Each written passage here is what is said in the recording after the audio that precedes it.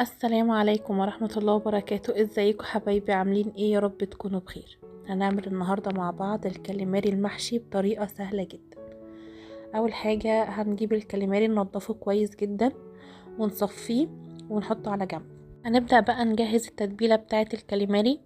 عبارة عن 4 فصوص من الثوم المفروم، ملح وكزبرة وكمون وعصير ليمون. هنفرمهم كويس مع بعض كده، وبعدين كده هنبدأ نتبل بيها لحم الكاليماري نفسه، وهنسيبه في التتبيلة حوالي ساعة كده قبل ما نحشيه او نحضر الحشوة بتاعته.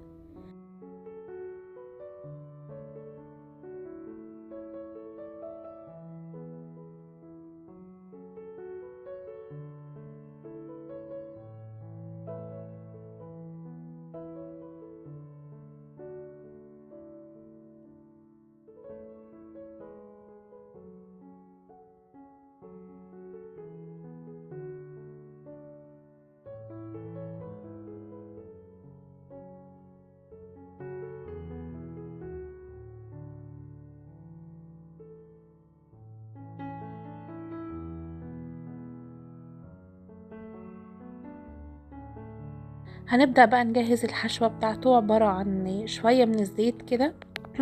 اول ما يسخن معاكي هتنزلي بحوالي بصلتين متقطعين، مش ناعم ومش كبير، يعني وسط.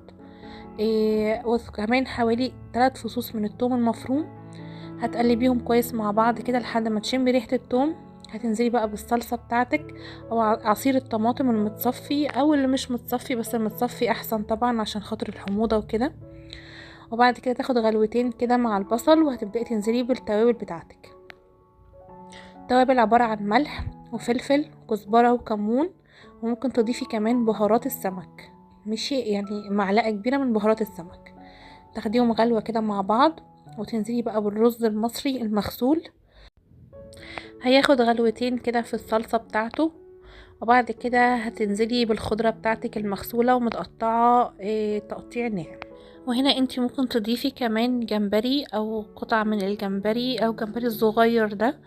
ان الخطوات هتحطي الاول البصل والثوم، وبعد كده تنزلي بالجمبري بتاعك يتشوح ياخد لون، وبعد كده تنزلي بالطماطم او بعصير الصلصة يعني بتاعك، وبعدين تكملي بقية الخطوات زي ما انتي شايفاها كده بالظبط.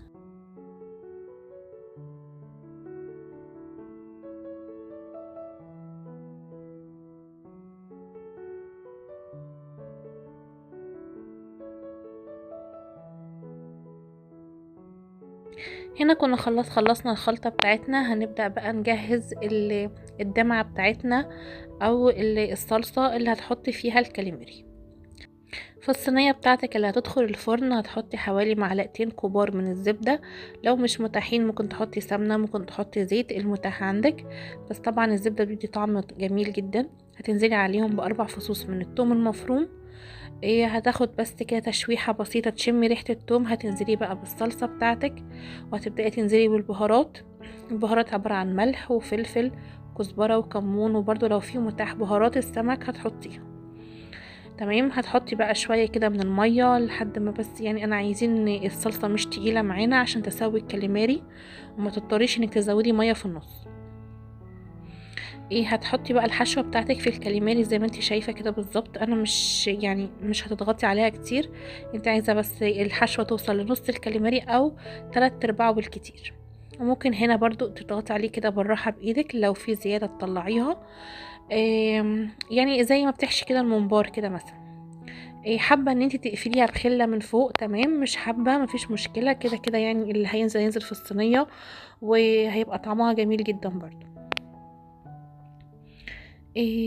هتكملي بقى الحشو بتاعك زي ما انت شايفه كده لحد ما تخلصيه وترصيه في الصينيه.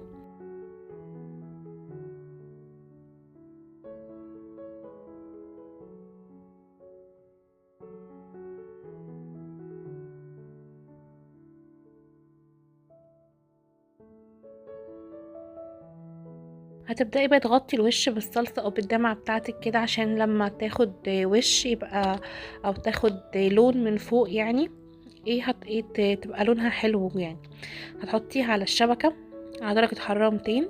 هتغطيها بورقة فويل ماشي. وهتحطي مثلا شرايح ليمون فوقيها او تعصري ليمون على الكاليماري نفسه، وهتغطيها بالورق الفويل وتحطي على درجة حرارة 200.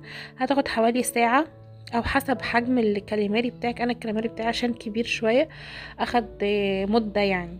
لو الكاليماري بتاعك اصغر من كده مش هياخد سوا معاكي.